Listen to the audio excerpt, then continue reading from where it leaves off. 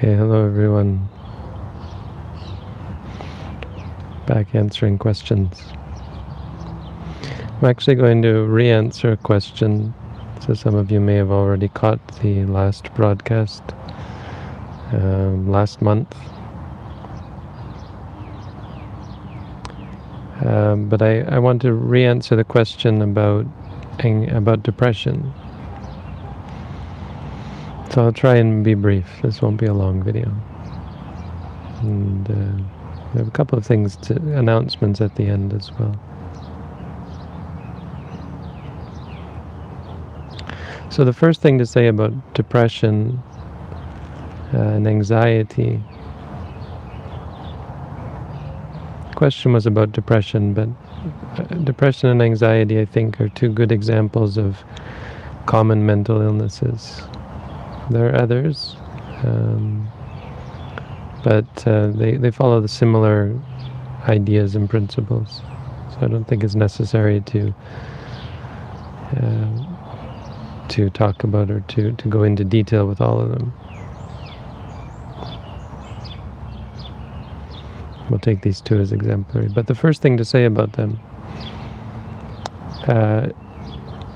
is that, in principle, mindfulness meditation helps us deal with and overcome them. Mindfulness meditation, I think it's stronger than that. It not only helps us deal with them, but if practiced properly, of course that's a big caveat, it has to be practiced and it has to be practiced properly. But if so, it really is enough to overcome and free oneself from issues of anxiety and depression and a lot of other mental illnesses. I've talked about things like schizophrenia. I think schizophrenia is another really good example. It's very different. But what little I know about schizophrenia from reading and listening is also similarly appropriate, and I think surprisingly similar to, or this video is surprisingly applicable to schizophrenia as well. But that's not really what I want to talk about in this video,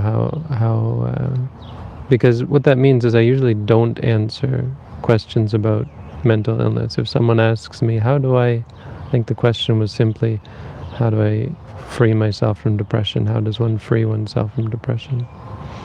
Because the answer is quite simply, it's very much, that's the purpose of what I do, of what we teach and practice. And so making a video on it's not really going to say anything in that sense, beyond just talking about, practice meditation. It would be an explanation of how to do mindfulness meditation. But there are, I think, two related factors, which I do want to talk about, that one might argue get in the way of practicing mindfulness properly for one who has a mental illness like anxiety or depression. So this is what I want to talk about. The first factor or issue,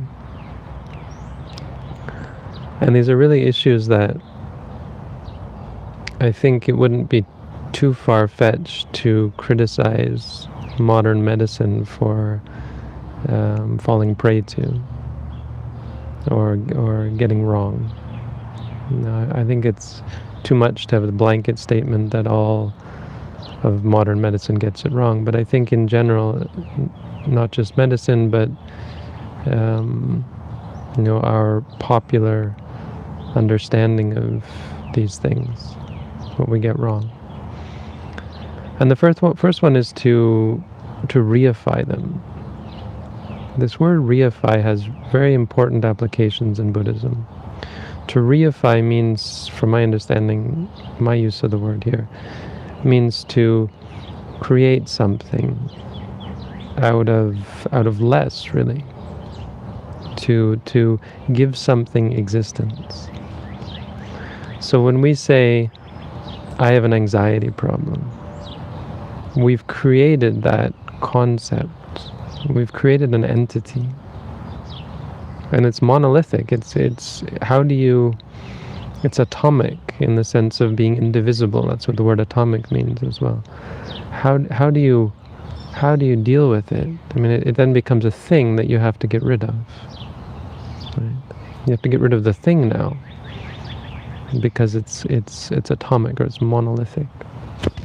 You've created something, and this is key in Buddhism. There was this very ancient. Because we have a story in ancient times after the Buddha passed away, and the monks were all gathered to, well, trying to figure out what was the Buddha's actual teaching. Buddhism had split into a number of different schools, and a lot of them were teaching things that certainly didn't bear any resemblance to the original teachings. They're quite far-fetched ideas. And the king asked this one monk, what did the Buddha teach? What sort of a teacher was the Buddha? And the answer was, and this was the correct answer, the Buddha was a vibhajjavadi. Vibhajja means one who dissects, one who splits apart. It's one who splits the atom, kind of. So if you have this atom called anxiety, or I have clinical depression, I'm depressed, right? You split this atom. This is what Buddhism aims to do. And it's about separating the condition, the problem, the illness, into its constituent parts, into realities. Because depression doesn't exist, anxiety doesn't exist. What exists are moments of experience. At an ultimate level, that's what we're dealing with. For anxiety, there will be moments, there will be the moment of experiencing. Let's suppose I have to get up and on a stage in front of 100 people or 1,000 people and give a talk. That experience, the awareness of that, even just the thought of it. I'll be sitting backstage or something, or in the audience waiting for my turn, and I think about going up on stage, and that thought is an experience. And of course, immediately after that, there might arise anxiety, which is another experience. After that experience of anxiety, there will be other phenomena that arise. There may be butterflies in the stomach, or a heart beating fast, or tension in the shoulders. And based on those experiences, other experiences will arise. Right? I'll feel the butterflies growing in my stomach, and it will make me more anxious, or my heart beating fast, and I'll get afraid, or I'll become worried that maybe I'll give a poor talk, or maybe people will notice my shaky voice. That makes me more anxious. And this is how people get into panic attacks, right? They build themselves up and enter this sort of feedback loop based on moments of experience. And so when someone has a panic attack, this is what I imagine it to be, when they've just spiraled so far out of control and the habit is so strong. The cycle is so strong, the causal chain is so strong and so quick, so ingrained in them that they're unable to get themselves out of it. With depression, similar. There's experiences, and then there's maybe something bad happened to you. What could be one thing? And you're maybe you just get sad. But then it becomes a habit, and you start to get more sad when you think about it, and you try to get rid of the thought, and so the thought becomes a source of aversion. And of course, because you're giving it this energy, and there's this energy involved with avoiding things or disliking things that create more thoughts and so on. So all of this is just to say that the solution from a Buddhist perspective is to break things into its constituent parts. That's the first important part of things. The second aspect of this, and it's involved in the same sort of practice, and it involves another thing that we get wrong about things like anxiety and depression, is to fall into a negative relationship with them. To call something a mental illness, even to call something bad, isn't in and of itself a problem. But I don't think we're well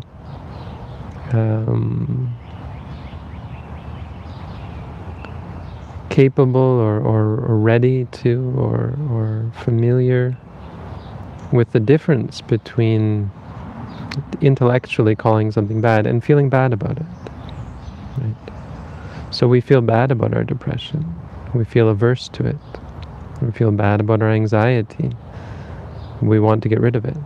Right? I think these two things together, taking a thing as a monolithic problem and seeing it as a problem, feeling bad about it, are the sorts of things that lead us to take medication to try to get rid of it, to try to not have to deal with it. From my perspective, taking medication for mental illness, it should never have to happen.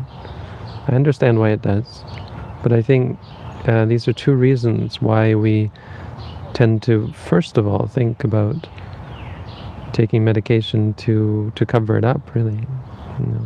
Flood our system with serotonin and so on, with brain chemicals that prevent us from following the habits that we normally would, right? Getting into these cycles.